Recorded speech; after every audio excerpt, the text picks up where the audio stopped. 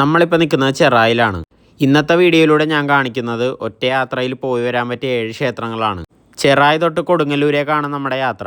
നമ്മൾ ആദ്യം വന്നിരിക്കുന്ന ക്ഷേത്രം ചെറായിലെ തന്നെ ഏറ്റവും ഫേമസ് ആയിട്ടുള്ള ഗൗരീശ്വര ക്ഷേത്രമാണ്.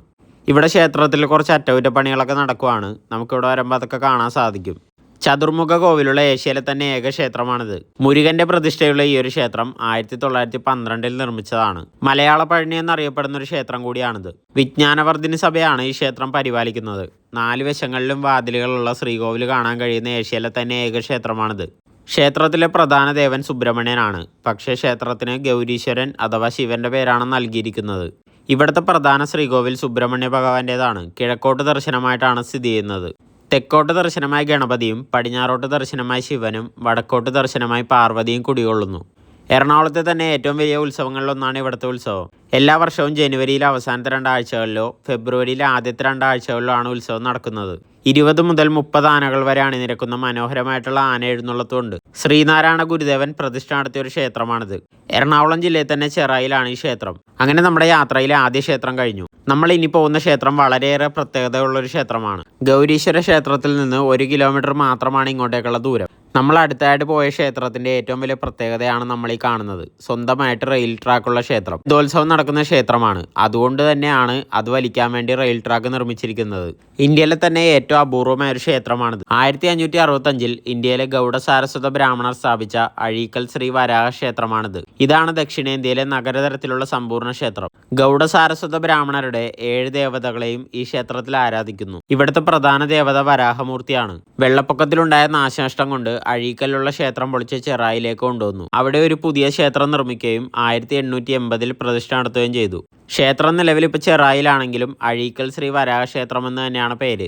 പ്രശസ്തമായ ക്ഷേത്രരഥവും രഥവീതിയും ക്ഷേത്രത്തിന്റെ നിർമ്മാണത്തിലെ പ്രധാന സവിശേഷതകളാണ്. ക്ഷേത്രത്തിന് മുൻവശത്തായി വലിയൊരു തുറസായ സ്ഥലമുണ്ട്. കേരളത്തിലെ മറ്റ് GSB ക്ഷേത്രങ്ങളിൽ കാണാത്ത ഒന്നാണിത്. ഇവിടെ നാലമ്പലത്തിന് ചുറ്റും ഒരു മൂടിയ ശീവേലിപ്പുരയുണ്ട്. അതുകൊണ്ട് തന്നെ മഴയുള്ള സമയങ്ങളിലും ഭക്തർക്ക് പ്രദക്ഷിണം നടത്താം. അലങ്കരിച്ച മേൽക്കൂരയുള്ള ധ്വജമണ്ഡപം ക്ഷേത്രത്തിന്റെ പ്രത്യേകതയാണ്. 1900 AD ഈ ധ്വജം നിർമ്മിച്ചത്. ഇവിടുത്തെ പ്രധാന ആഘോഷങ്ങളിലൊന്നാണ് രഥോത്സവം. ഇന്ത്യയിലെ തന്നെ വളരെ വിരളമായ ക്ഷേത്രങ്ങളിലൊന്നാണ് ഇതുപോലെ സ്വന്തമായിട്ട് റെയിൽ ട്രാക്കിലൂടെ രഥം വലിക്കുന്ന ഈ ഒരു ക്ഷേത്രം. ധാരാളം കാലപ്പഴക്കമുള്ള ഒരു ക്ഷേത്രമാണെന്ന് ഒറ്റ നോട്ടത്തിൽ നമുക്ക് കാണാം. GSB മതക്കാർക്കല്ലാതെ സാധാരണ ആൾക്കാർക്ക് ഈ ക്ഷേത്രത്തിലേക്ക് കയറാൻ വേണ്ടി കുറച്ച് പരിമിതികളുണ്ട്. എന്നാലും നിങ്ങൾക്ക് ഇതുപോലത്തെ ചരിത്രമൊക്കെ കാണാൻ ഇഷ്ടപ്പെട്ടവരാണെങ്കിൽ തീർച്ചയായിട്ടും വന്നിരിക്കേണ്ട ഒരു ക്ഷേത്രമാണിത്. ഷൊർണൂർ റെയിൽവേ പാത പണിയാൻ വന്ന എഞ്ചിനീയറാണ് ഇവിടുത്തെ റെയിൽ നിർമ്മിച്ചതെന്ന് പറയപ്പെടുന്നു. എറണാകുളം ജില്ലയിൽ തന്നെ ഇതുപോലത്തെ മറ്റൊരു ക്ഷേത്രമുള്ളത് ഗോശ്രീപുരമാണ്, മട്ടാഞ്ചേരിയിൽ. ഈ ക്ഷേത്രത്തിന് പുറത്തായിട്ട് തന്നെ ധാരാളം പഴയ വസ്തുക്കളൊക്കെ സൂക്ഷിച്ചിരിക്കുന്നത് നമുക്ക് കാണാൻ സാധിക്കും. ഈ ഒരു ക്ഷേത്രത്തിൻ്റെ നിർമ്മാണം കണ്ടാൽ തന്നെ നമുക്ക് മനസ്സിലാവും ഇതിൻ്റെ പഴക്കം. ഇതുപോലത്തെ വസ്തുക്കളൊക്കെ നമുക്ക് മ്യൂസിയങ്ങളിലല്ലാതെ ഇപ്പോൾ കാണാൻ സാധിക്കില്ല. ഇവിടെ എല്ലാവർക്കും കയറാൻ പരിമിതി ഉണ്ടെന്ന് ഞാൻ ആദ്യമേ പറഞ്ഞു. പക്ഷേ നിങ്ങൾക്ക് ഇതുപോലത്തെ ചരിത്രപരമായിട്ടുള്ള കാര്യങ്ങളൊക്കെ കാണാൻ ഇഷ്ടമുള്ളവരാണെങ്കിൽ തീർച്ചയായിട്ടും ഒരു തവണ വന്നിരിക്കേണ്ട ഒരു ക്ഷേത്രമാണിത്. ക്ഷേത്രത്തിന് മുമ്പിലായിട്ട് തന്നെ രഥം വെച്ചിരിക്കുന്ന സ്ഥലവും നമുക്ക് കാണാൻ സാധിക്കും. രഥോത്സവത്തിന് മാത്രമാണ് ഇത് പുറത്തേക്ക് എടുക്കുന്നത്. വലിയൊരു ആഘോഷം തന്നെയാണ് ഇവിടുത്തെ രഥോത്സവം. ക്ഷേത്രത്തിന് മുമ്പിലായിട്ട് തന്നെ ഒരു കുളവും അതിന് നടുവിലായിട്ട് ഇതുപോലത്തെ ഒരു മണ്ഡപവും കാണാം. തൊട്ടടുത്തായിട്ട് തന്നെ ഒരു ഗോശാലയും നമുക്ക് കാണാനായിട്ട് സാധിക്കും. എറണാകുളത്ത് നിന്ന് ഗോശ്രീ പാലം വഴി ഒരു 25 കിലോമീറ്ററോളം സഞ്ചരിച്ചാൽ ഈ ക്ഷേത്രത്തിലേക്ക് നമുക്ക് എളുപ്പത്തിൽ എത്താൻ സാധിക്കും. നിങ്ങൾ അടുത്ത തവണ ഈ വഴി വരുവാണെങ്കിൽ തീർച്ചയായിട്ടും ഒരു തവണ വന്നിരിക്കേണ്ട ഒരു ക്ഷേത്രമാണിത്. അങ്ങനെ നമ്മളുടെ 2ാമത്തെ ക്ഷേത്രവും കഴിഞ്ഞു. ഇനി നമ്മൾ പോകുന്നത് നേരെ കൊടുങ്ങല്ലൂർ ഭാഗത്തേക്കാണ്. കൊടുങ്ങല്ലൂർ ഭാഗത്ത് തന്നെ ടിപ്പുവിൻ്റെ പടയോട്ട കാലത്ത് തകർക്കപ്പെട്ട ഒരു തളിക്ഷേത്രത്തിലേക്കാണ് നമ്മൾ പോകുന്നത്. ഇതാണ് കീഴ്ത്തള്ളി ശിവക്ഷേത്രം. കേരളത്തിലെ ഏറ്റവും വലിയ ശിവലിംഗം ഇവിടെയാണെന്ന് പറയപ്പെട്ടിരുന്നു. തൃക്കണാമതിലകം ക്ഷേത്രത്തിലായിരുന്നു ഏറ്റവും വലിപ്പമേറിയ ശിവലിംഗം മുമ്പുണ്ടായിരുന്നത്. പക്ഷേ ആ ക്ഷേത്രം നശിപ്പിക്കപ്പെടുകയും അവിടുത്തെ ശിവലിംഗം ഡച്ചുകാർ കപ്പൽ കെട്ടാനായിട്ട് ഉപയോഗിക്കുകയും ചെയ്തു. ചേരമാൻ പെരുമാക്കന്മാരുടെ കാലത്ത് കൊടുങ്ങല്ലൂരിലുണ്ടായിരുന്ന 4 തളികളിലൊന്നാണിത്. മറ്റ് 3 തളികൾ നെടിയന്തളി, ശൃംഗപുരം, മേൽത്തളി എന്നിവയാണ്. ഈ തളികളോട് ചേർന്ന് ശിവക്ഷേത്രവും അന്നുണ്ടായിരുന്നു. കേരളത്തിലെ ശിവക്ഷേത്രങ്ങളിലെയും അതിനോടനുബന്ധിച്ചുള്ള സഭകളെയും തളി എന്നറിയപ്പെട്ടിരുന്നു. തളികളുടെ മേൽനോട്ടം വഹിക്കുന്ന നമ്പൂതിരിമാരെ തളിയാതിരിമാരെന്നും പറഞ്ഞിരുന്നു.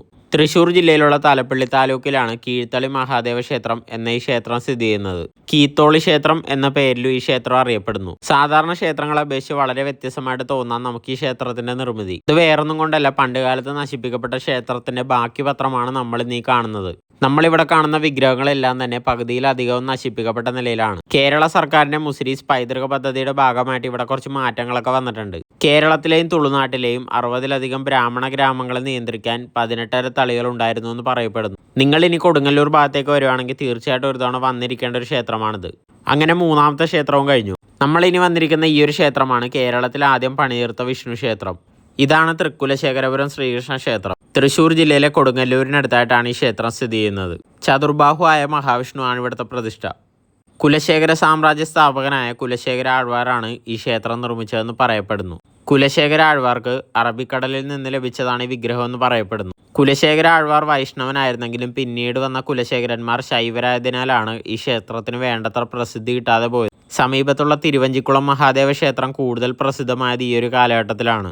കൊടുങ്ങല്ലൂർ തമ്പുരാക്കന്മാരുടെ അരിയിട്ട് വാഴ്ച ഈ ഒരു ക്ഷേത്രത്തിൽ വെച്ചാണ് ഇപ്പോഴും നടക്കുന്നത്. ഹനുമാൻ സ്വാമിയുടെ നടയിൽ വെച്ചാണ് അരിയിട്ട് വാഴ്ച നടക്കുന്നത്. പ്രധാന മൂർത്തി യൗവനയുക്തനും വിവാഹിതനുമായ ശ്രീകൃഷ്ണനാണ്.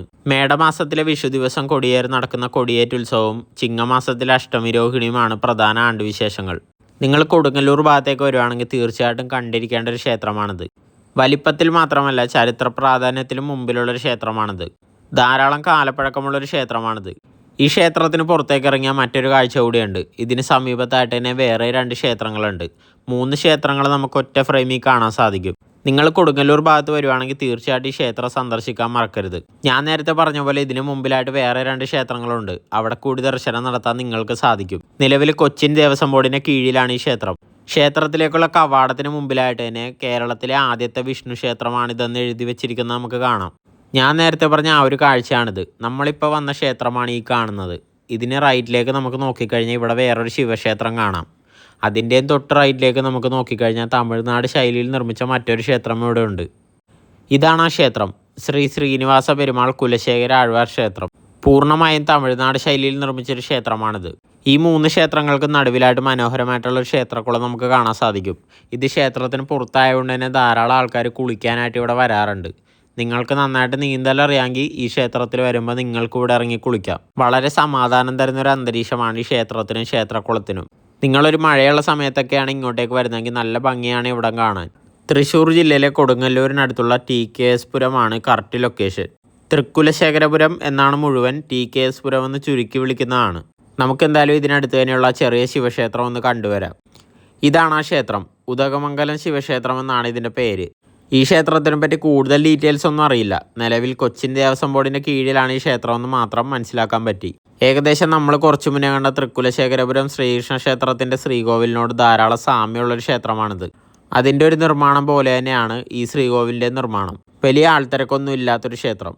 നമ്മൾ നേരത്തെ പോയ വിഷ്ണു ക്ഷേത്രത്തിൽ വരുന്നവരാണ് ഇങ്ങോട്ടേക്ക് കൂടുതലായിട്ട് വരുന്നത്. ഒരു വഴിയുടെ തൊട്ടപ്പുറത്ത് തന്നെയായിട്ടാണ് നമ്മൾ നേരത്തെ പറഞ്ഞ തമിഴ്നാട് ശൈലിയിൽ നിർമ്മിച്ചൊരു ക്ഷേത്രം. നമ്മൾ ഈ ക്ഷേത്രത്തിലെ കാഴ്ചകൾ കണ്ടിട്ട് നമ്മളിനി അങ്ങോട്ടേക്കാണ് പോകുന്നത്. മുസിരീസ് പദ്ധതിയുടെ കീഴിലായിട്ട് ധാരാളം ആൾക്കാരാണ് ഇങ്ങോട്ടേക്ക് കാണാനായിട്ടൊക്കെ വരാറുള്ളത്. നമ്മൾ നേരത്തെ പറഞ്ഞ കുലശേഖര ആഴ്വാർ ക്ഷേത്രമാണിത്. പൂർണ്ണമായും തമിഴ്നാട് ശൈലിയിൽ നിർമ്മിച്ചിട്ടുള്ളൊരു ക്ഷേത്രമാണിത്. 9-ാം നൂറ്റാണ്ടിൽ ചേര രാജവംശകാലത്ത് നിർമ്മിച്ച ഈ ക്ഷേത്രം മഹാവിഷ്ണുവിനും കുലശേഖര ആഴ്വാർക്കുമായി സമർപ്പിച്ചിരിക്കുന്നു. ചേര രാജവംശത്തിന്റെ പൗരാണിക വാസ്തുവിദ്യക്ക് ഉത്തമ ഉദാഹരണമാണ് ഈ ക്ഷേത്രം. ത്രിതല രാജഗോപുരവും ശ്രീകോവിലിന്റെ കവാടത്തിലായ ദ്വാരപാലകരെയും നമുക്ക് കാണാം. ആരാണ് കുലശേഖര ആഴ്വാർ? വൈഷ്ണവ ഭക്തന്മാരായ 12 ആഴ്വാർമാരിൽ ഒരാളായ കുലശേഖര ആഴ്വാർ തന്നെയാണ് കുലശേഖര സാമ്രാജ്യത്തിന്റെ സ്ഥാപകൻ. നമ്മൾ കുറച്ചു മുന്നേ പോയ തൃക്കുലശേഖരപുരം ശ്രീകൃഷ്ണ ക്ഷേത്രവും ഇദ്ദേഹം നിർമ്മിച്ചാണെന്ന് പറയപ്പെടുന്നു. തിരുമല വെങ്കിടേശ്വര ക്ഷേത്രത്തിലേക്കുള്ള സോപാനപ്പടി ഇദ്ദേഹത്തിന്റെ പേരിൽ കുലശേഖരപ്പടിയായി അറിയപ്പെടുന്നു. മുകുന്ദമാല ഇദ്ദേഹത്തിന്റെ കൃതിയാണത്രേ. ആഴ്വാർ എന്നാൽ ഭക്തിയിൽ ആഴ്ന്നവൻ എന്നർത്ഥം വരുന്നു. നിങ്ങൾ ഈ ഒരു ക്ഷേത്രങ്ങളൊക്കെ ഒറ്റ യാത്രയിൽ തന്നെ കണ്ടിരിക്കാൻ പറ്റിയ ക്ഷേത്രങ്ങളാണ്. തമിഴ്നാട് ശൈലിയിൽ കേരള പഴനി അല്ലാതെ ഇതേപോലത്തെ ഒരു ക്ഷേത്രം നമുക്ക് അധികം കണ്ടു കാണാൻ വഴിയില്ല. കാണാൻ നല്ല ഭംഗിയുള്ളൊരു ക്ഷേത്രം കൂടിയാണിത്. നല്ല ഡ്രോൺ ക്യാമറയൊക്കെ ഉണ്ടെങ്കിൽ നല്ല വിഷ്വൽസ് കിട്ടും. നമ്മളിനി പോകുന്ന മറ്റൊരു ക്ഷേത്രത്തിലേക്കാണ്. അപ്പോൾ നമ്മൾ വണ്ടി എടുക്കാൻ വേണ്ടി പോയപ്പോൾ നല്ലൊരു മഴ കിട്ടി. നല്ല മഴയുള്ള സമയത്ത് ഈ ക്ഷേത്രം കാണാൻ ഭയങ്കര ഭംഗിയാണ്. ശരിക്കും ഒരു കണക്കിന് മഴ പെയ്തത് നന്നായി, അല്ലെങ്കിൽ ഈ ക്ഷേത്രം ഇത്രയും ഭംഗിയോടെ നമുക്ക് കാണാൻ പറ്റില്ലായിരുന്നു. അങ്ങനെ ഈ ക്ഷേത്രത്തിലെ കാഴ്ചകളും കണ്ട് നമ്മളിനി പോകുന്നത് ശൃംഗപുരം മഹാദേവ ക്ഷേത്രത്തിലേക്കാണ്. 3 നിലകളായുള്ള ശ്രീകോവിലുള്ളൊരു ക്ഷേത്രമാണിത്. ഈ ക്ഷേത്രവും കൊടുങ്ങല്ലൂരിനടുത്തായിട്ട് തന്നെയാണ്. ചേര രാജവംശകാലത്ത് രാജരാജശേഖരനാൽ നിർമ്മിക്കപ്പെട്ടതാണ് ശൃംഗപുരം മഹാദേവ ക്ഷേത്രം. ചേരമാൻ പെരുമാക്കന്മാരുടെ കാലത്ത് കൊടുങ്ങല്ലൂരിലുണ്ടായിരുന്ന 4 തളികളിലൊന്നാണിത്. ദക്ഷയാഗം കഴിഞ്ഞ് സതീ പരിത്യാഗത്താൽ ദുഃഖിതനായിരിക്കുന്ന മഹാദേവനാണ് ഇവിടെ കുടികൊള്ളുന്നത്. ദേവിയില്ലാത്ത ദേവസ്ഥാനമാണിവിടെ. ഈ ഒരു ക്ഷേത്രത്തിൽ ഭഗവാൻ മാത്രമേ ഉള്ളൂ. ഉപദേവ പ്രതിഷ്ഠകളും ശിവൻ തന്നെയാണ്. നിരവധി ഐതിഹ്യങ്ങളുള്ളൊരു ക്ഷേത്രമാണിത്. അതിലൊന്നാമത്തേത് പരശുരാമനാണ് ഇവിടെ പ്രതിഷ്ഠ നടത്തിയതെന്നാണ്. ത്രേതായുഗത്തിൽ ഋഷ്യശൃംഗ മഹർഷി പ്രതിഷ്ഠിച്ചു എന്നാണ് രണ്ടാമത്തെ ഐതിഹ്യം. ഋഷ്യശൃംഗപുരമാണ് പിന്നീട് ശൃംഗപുരമായതത്രേ. 10ഉം 12ഉം നൂറ്റാണ്ടിലെ നിരവധി ചരിത്രാവശിഷ്ടങ്ങൾ ക്ഷേത്രത്തിൽ കാണാൻ സാധിക്കും. കൊടുങ്ങല്ലൂർ നഗരത്തിൽ ദേശീയപാത 17 ചേർന്നാണ് ഈ ക്ഷേത്രം. ഇവിടുത്തെ ശ്രീകോവിൽ 3 നിലകളിലായി ചതുരാകൃതിയിലാണ് നിർമ്മിച്ചിരിക്കുന്നത്. ഇതിന്റെ നിർമ്മിതി പഴയ ദ്രാവിഡാചാരത്തിന്റെ ബാക്കിപത്രമാവാം. ചരിത്രപരമായും അതുപോലെ ധാരാളം കാലപ്പഴക്കവുമുള്ളൊരു ക്ഷേത്രം കൂടിയാണിത്. ഗൂഗിൾ മാപ്പിൽ ലൊക്കേഷൻ അവൈലബിൾ ആണ്. നമ്മളിനി പോകുന്നത് നമ്മുടെ അവസാന ക്ഷേത്രമായ തിരുവഞ്ചിക്കുളം മഹാദേവ ക്ഷേത്രത്തിലേക്കാണ്. കേരളത്തിലെ ഏറ്റവും അധികം ഉപദേവതകളുള്ള ക്ഷേത്രം അതാണ് സാക്ഷാൽ തിരുവഞ്ചിക്കുളം മഹാദേവ ക്ഷേത്രം. തൃശ്ശൂർ ജില്ലയിലെ കൊടുങ്ങല്ലൂരിനടുത്തായിട്ടാണ് ഈ ക്ഷേത്രം സ്ഥിതി ചെയ്യുന്നത്. ഇവിടുത്തെ മുഖ്യ പ്രതിഷ്ഠയായ പരമശിവൻ സദാശിവഭാവത്തിൽ കിഴക്കോട്ട് ദർശനമായി കുടികൊള്ളുന്നു. 33 ഉപദേവതകളാണ് ഈ ക്ഷേത്രത്തിലുള്ളത്. നിത്യേന പള്ളിയറ പൂജ നടക്കുന്ന കേരളത്തിലെ 2 ക്ഷേത്രങ്ങളിലൊന്നാണിത്. കേരളത്തിലെ പുരാതനമായ 108 ശിവാലയങ്ങളിലൊന്നാണ് ഈ ക്ഷേത്രം. ഐതിഹ്യമനുസരിച്ച് പരശുരാമനാണ് ഈ ക്ഷേത്രത്തിൽ പ്രതിഷ്ഠ നടത്തിയത്. ക്ഷേത്രത്തിന്റെ വടക്ക് കിഴക്ക് ഭാഗത്ത് നിത്യവും പൂക്കുന്ന ഒരു കണിക്കൊന്ന മരമുണ്ട്. ഇതിന്റെ ചുവട്ടിലിരുന്നാണ് പരശുരാമൻ ധ്യാനിച്ചതത്രേ. പരശുരാമൻ പ്രതിഷ്ഠിച്ച ഒരു ശിവലിംഗം ഇതിന്റെ ചുവട്ടിൽ നമുക്ക് കാണാം. അത് പിന്നീട് കൊന്നക്കൽ ശിവൻ എന്നറിയപ്പെട്ടു. ചരിത്രത്തിൽ വളരെയേറെ പ്രാധാന്യം അർഹിക്കുന്നൊരു ക്ഷേത്രമാണിത്. ചേര രാജാക്കന്മാരുടെ കുടുംബക്ഷേത്രം എന്ന നിലയിലും ഈ ക്ഷേത്രം പ്രസിദ്ധമാണ്. ഈ ക്ഷേത്രം 1780 കൊടുങ്ങല്ലൂർ ക്ഷേത്രത്തിലെ ഭരണി നാളിൽ ഡച്ചുകാർ ആക്രമിച്ചിട്ടുണ്ട്. ടിപ്പുവിന്റെ പടയോട്ട കാലത്തും ആക്രമിക്കപ്പെട്ടിട്ടുണ്ട്. ക്ഷേത്രത്തിലെ പടിഞ്ഞാറേ ഗോപുരം അക്കാലത്ത് തകർക്കപ്പെട്ടതാണ്. നമുക്കത് ഇപ്പോഴും അതേ നിലയിൽ കാണാൻ സാധിക്കും. 1982 ക്ഷേത്രം കേന്ദ്ര സർക്കാരിന്റെ പുരാവസ്തു വകുപ്പ് ഏറ്റെടുത്തു. കൊച്ചിൻ ദേവസ്വം ബോർഡിന്റെ കീഴിലാണ് ഈ ക്ഷേത്രം. കിഴക്കോട്ടാണ് ക്ഷേത്ര ദർശനമെങ്കിലും പടിഞ്ഞാറ് ഭാഗത്തു നിന്നാണ് കൂടുതൽ സൗകര്യമുള്ളത്. ശിവരാത്രിക്ക് തൊട്ടു മുമ്പ് അഷ്ടമി നാളിൽ കൊടിയേറുന്ന ഉത്സവം ശിവരാത്രിക്ക് ശേഷം അമാവാസി നാളിൽ ആറാട്ടോടെ അവസാനിക്കുന്നു. ഉത്സവത്തോടനുബന്ധിച്ച് സമുദ്രത്തിൽ ആറാട്ടം നടക്കുന്ന അപൂർവ ക്ഷേത്രങ്ങളിലൊന്നാണിത്. നിങ്ങളുടെ കൊടുങ്ങല്ലൂർ യാത്രയിൽ ഈ ക്ഷേത്രം ഉൾപ്പെടുത്താൻ മറക്കണ്ട. ഒരു ദിവസത്തിന്റെ പകുതി മാറ്റിവെച്ച് എറണാകുളം ജില്ലയിലെ ചെറായി തൊട്ട് തൃശ്ശൂർ ജില്ലയിലെ കൊടുങ്ങല്ലൂർ വരെ ഈ 7 ക്ഷേത്രങ്ങൾ നമുക്ക് കണ്ടു തീർക്കാൻ സാധിക്കും. നമുക്കിനി മറ്റൊരു വീഡിയോ ആയിട്ട് കാണാം.